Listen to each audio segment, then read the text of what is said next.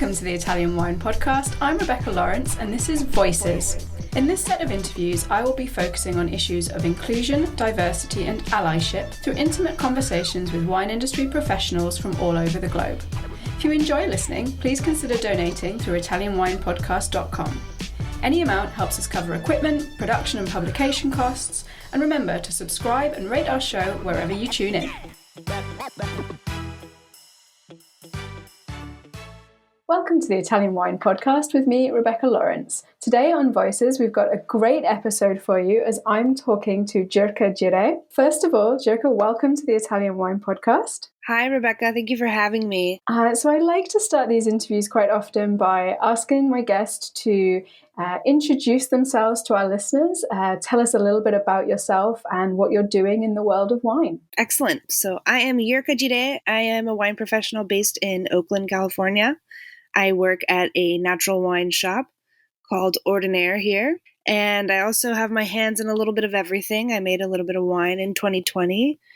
And our biggest project has been Industry Sessions, which is a online series of sessions over natural wine. And we like to discuss different regions around the world that don't get a lot of attention. So a lot of underrepresented regions.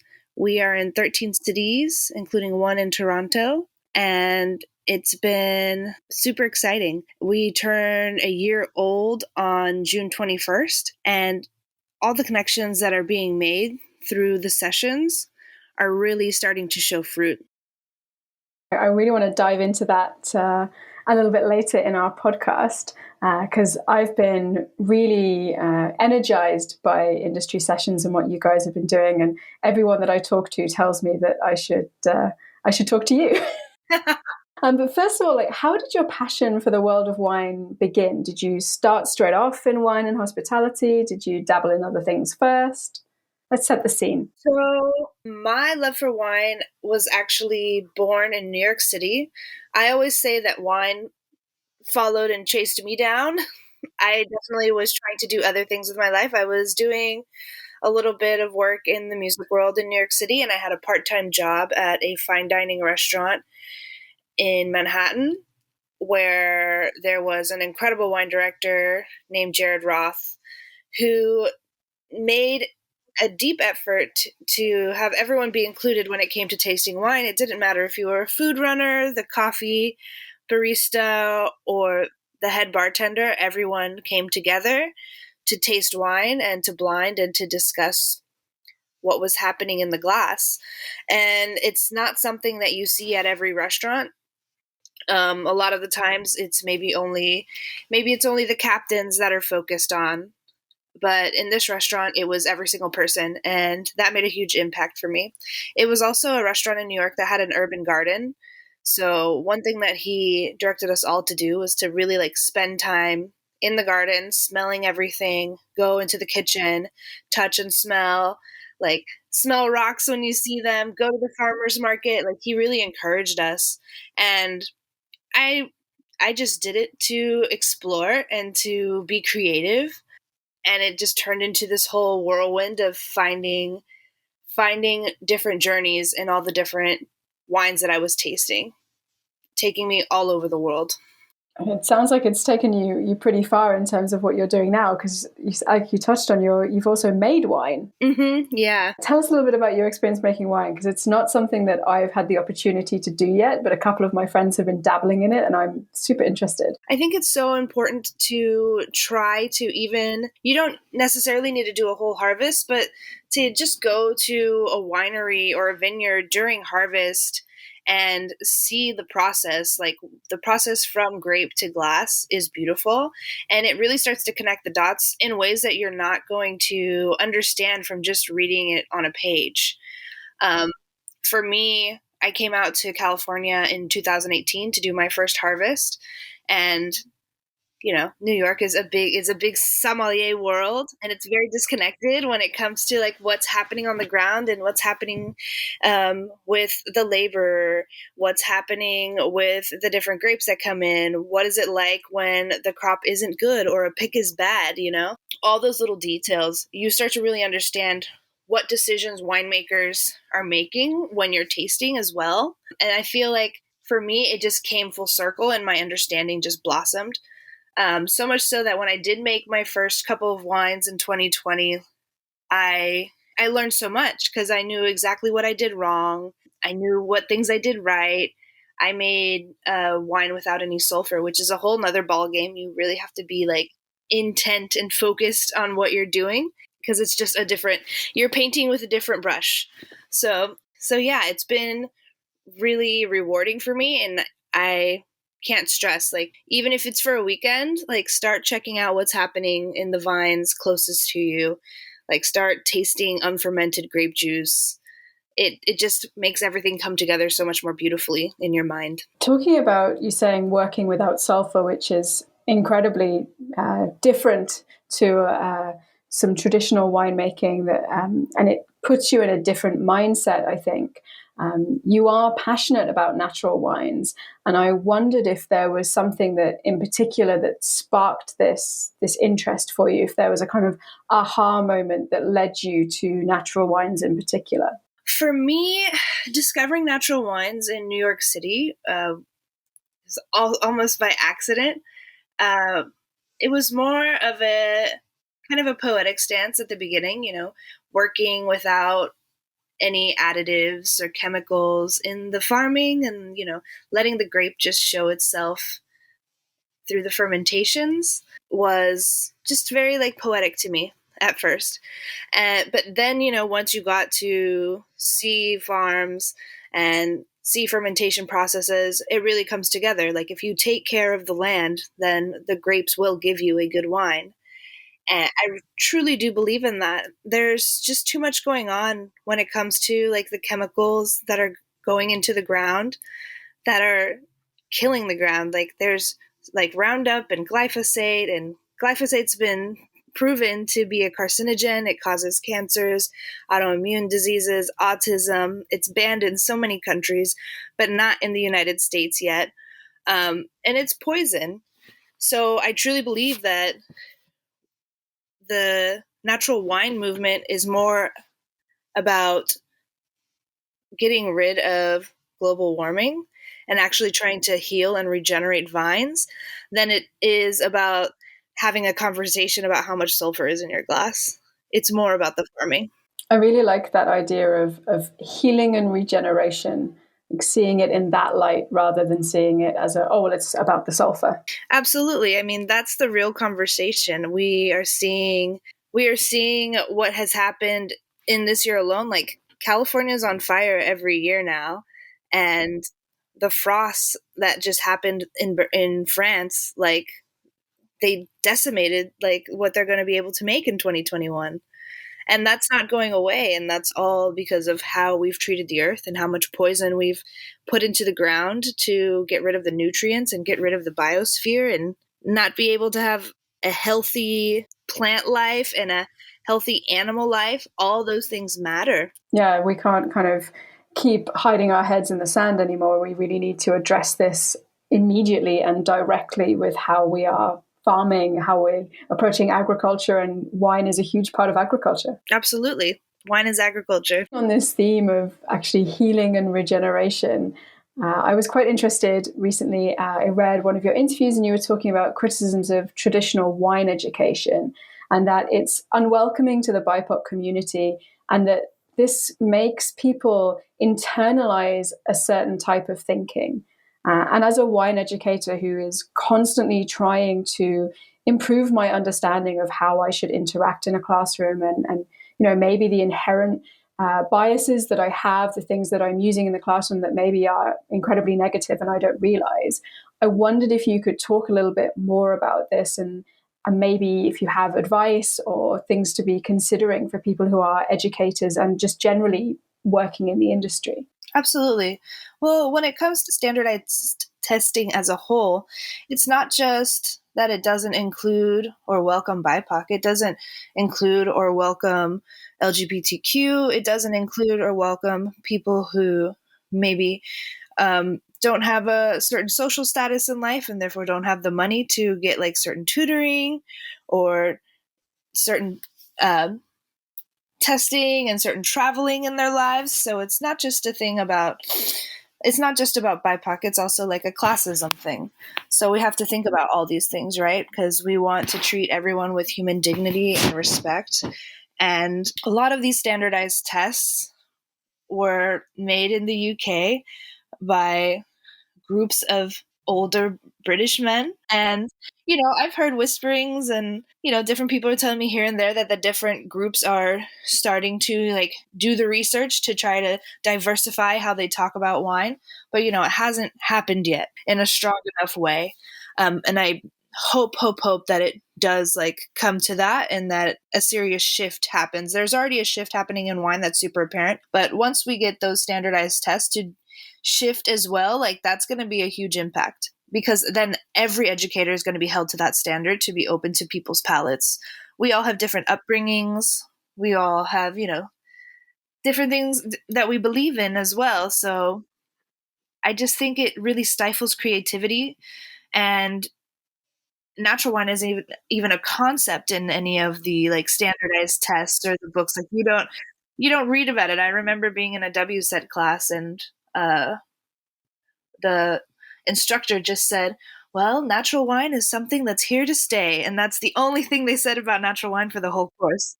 And it's just really silly to me because for the United States alone, like there are several shops that have opened just in this year. There's wine clubs everywhere. New winemakers are popping up. More and more people are regenerating land. So yeah, it's really silly to me that it's just not addressed at all. And I think as long as instructors are not just dialed into memorizing what's in the book and on the page and actually talking about what's happening now, then we can actually get somewhere. And that's where industry sessions is really special, because not only are we talking about natural wine, we're also like diving back into history and doing a bit of revisionist history and seeing where marginalized people are also part of the story of wine, because wine does not just belong to white people, like it belongs to everyone. There's wine regions all over the world. So revising history and placing us in the story of wine is one part. And then the other part is what's happening in wine today, right now, boots on the ground. What is happening in wine regions as we speak? I think that really touches on several issues that I have with traditional wine education. And I am a WSET educator, but I really struggle with the lack of cultural background, the lack of ability to comment on sometimes the privileged view that textbooks take, and the very kind of white gaze that textbooks take. And also the problem with this idea of a quote unquote systematic approach to tasting. I understand it's about trying to communicate to people, but my experience of food and flavor is very different to somebody else's. And so I shouldn't be telling you, like, this is what I find in the glass, and therefore you can't find something else, or you can't use your own flavor references. And I'm really hoping that there's going to be an overhaul in the language that we use, not just in teaching wine, but teaching about tasting wine. And actually, it was Jade Marley, I was speaking with her on the podcast recently about the language we use and the flavor references we use. And she was one of the people who said, you really need to check out industry sessions and direct your students to it, and give them this broader context. And also, like you said, this revisionist history, this looking back at the past and maybe seeing what's missing from traditional wine education, and then giving that immediate up to date. So tell us a little bit more about what Industry Sessions has been doing this year and what response it's had. So we started a year ago, and, it was during the pandemic, which we are still in a pandemic. But it was maybe the first season of the pandemic, we can say. And it was right after George Floyd, maybe 2 or 3 weeks. I got together with James Sly, who is a wine educator in New York City, and I just pitched him this idea, and he was on board. And as I discussed it with more and more friends in the wine industry, they were also like, hey, I can get those wines in my city as well. And thus it was born. So we ended up having our first session with just people all over the United States, and it was truly beautiful. You would see all these different walks of life, all these different faces, all different skin tones popping up on the Zoom screen, and it would make you emotional. I think all of us were, working in our wine shops or restaurants or, wineries, and, you are working and grinding, and you don't really pull your head up because you're just trying to make it to the next level. And you didn't really have the chance to look around and see if there was anybody else out there that looked like you or that you could connect with a similar background. But opening that room up and seeing all those people, you didn't feel alone anymore. And I've heard that description of the sessions time and time again from different facilitators and speakers that we've had. And it's really created an impact because there have been so many barriers and gatekeeping and mystification of how do you get to become a winemaker? How do you become a sommelier? It's very, very hard. There's so many different keys, and you have to find them, and there's only like 5 keys. So just getting rid of that idea and just saying, here's the information. It's available to you. I am available to you as a resource. And really having every facilitator and speaker that comes to the industry sessions have that same willingness to be a resource and a connection for every student that attends. And there's been so many like beautiful relationships that have blossomed just like naturally, organically. Just I see people finding mentors. I see people finding jobs, getting placed into jobs, or, moving cross country to do their first wine harvest. And now they like see a pathway to become a winemaker. Different things like that, many of us have taken for granted, I guess. And now there's a throughway, now there's a network, and networking is everything. It's all who you know, right? So to give people a community and a space to find a network and to find people that do want to help them and aren't going to make it harder and mystify it even more, that's very powerful. That's something I didn't have when I was coming up in wine. Yeah, it's so powerful. That word community is really something that I've felt coming through industry sessions. This open community with no barriers that is so willing to be a resource and an aid and just be, even if it's just like a shoulder to lean on sometimes. Absolutely. And another thing that I've really enjoyed about it is that you tend to cover lesser known wine regions. Is there one in particular that maybe has attracted the most interest, or one that you in particular have enjoyed the most? It must be difficult to pick one, I'm sure. But I mean, the one for me that stands out that was also the most difficult to pull off was when we did our Western Georgia wine class, and we did the whole thing. We had food pairings for everyone in their city, and everybody had wine, and James was the tamata, and we did the whole Georgian feast. We did the whole supra during the class, and we had several speakers. So we fashioned the class as a supra, and it was just like so inspiring and so beautiful, and everybody was just really into it.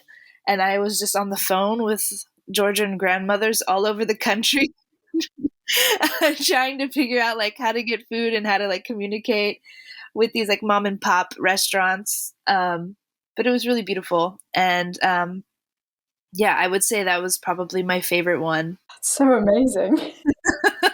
So, of course, this is the Italian Wine Podcast, so I can't leave it too long without asking about Italian wine.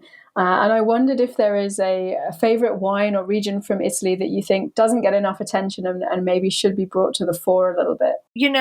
I have been really obsessed with I wouldn't say maybe a region, but maybe a person within a region. I've really been obsessed with Jirka Jireh at Foradori and the farming that she's doing right now that I think is revolutionary. I did a little interview with her and wrote an article about her. And our next industry sessions is actually about Alto Adige. But just to sing my praises of Mirta, she, studied farming in Oregon and in Quebec, market farming, and came back home in 2019 and started planting food between the rows. And she basically has honed in the skill of how to really make 1 hectare of land be super prosperous.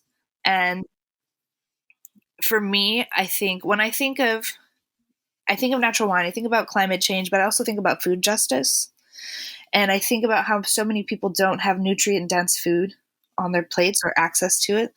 A lot of marginalized people, when it comes to like classism, a lot of people in lower classes, there's not even a market they can go to. And if they go to it, it's going to be that super Roundup sprayed, no nutrient, dead vegetables and fruits that they're going to find.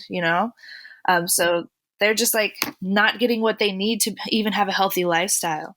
But when I see what Mirta's doing and I see how she's taking the land and staying in its rhythm and keeping it healthy and finding a way to produce so many beautiful vegetables and fruits and starting this market gardening and bringing attention to it so that other winemakers throughout Italy are also like, how did you do this? I want to learn from you.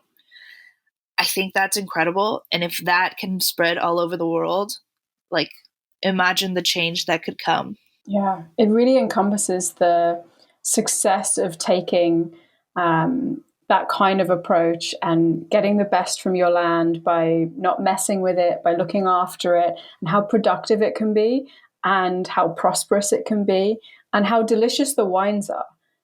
This is genuinely delicious food, drink in an amazing ecosystem. And yeah, working biodynamically. Yeah, exactly.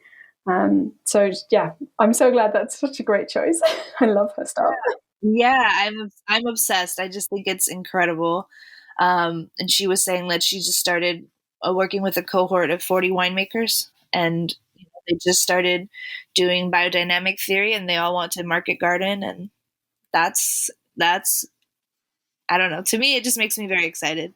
Yeah, that's huge for the industry. Like you've got 40 winemakers that are now embracing this approach, and that might be 80 next year, and then 100 the year after, and just spreading. And the impact that could have on both the industry, but also like just the earth. Yeah, and that's just the impact that one person can have. One passionate person can stand up for something they believe in, put the work in, and people see that it gives results, so it trickles, it ripples, and that's how we change the world. And she's a young woman, so yeah, I'm very inspired. And that's a perfect segue, Jirka, into speaking of passionate, inspiring women. What's next for you? What's the next thing on the horizon? Man, what's next for me? Well, we're kicking off our next round of industry sessions, which we're going to talk about Alto Adige. And we're going to we like to be a little like creative and silly. We don't always just keep it to like grapes. So we're going to do a rice wine fermentations class. And then I think we're going to do perhaps some spirits classes as well, just to mix it up, because it's kind of hard to ship wine when it's really hot in the States.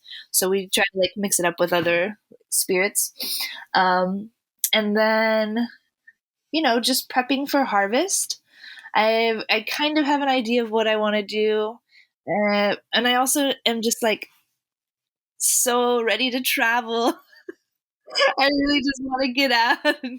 I really want to just, I want to come to Italy. I want to go to Mexico. Their harvest starts July 15th. So I'm planning to go to Mexico for a little bit and kind of just explore and see what's out there winemaking wise. But yeah, I'm just itching to travel and write. I just want to write and travel. Sounds ideal. Jirka, thank you so much for joining me on the Italian Wine Podcast today. Where can our listeners find you online or social media, and where can they find industry sessions? So you can find me at Jirkita on Instagram. That's Yirkita. And then if you're looking for industry sessions, you can find us on Instagram as well. And that's industry sessions. I really encourage anyone listening to check out industry sessions. It's been an incredibly inspiring thing to see happen in the industry. It's so fantastic. Go check it out. Thank you for listening. Don't forget to follow us on social media, subscribe, and of course, donate on the website to make sure we can keep these great conversations flowing. Listen to the Italian Wine Podcast wherever you get your podcasts. We're on SoundCloud, Apple Podcasts, Himalaya FM, and more. Don't forget to subscribe and rate the show. If you enjoy listening, please consider donating through ItalianWinePodcast.com. Any amount helps cover equipment, production, and publication costs. Until next time, cin cin.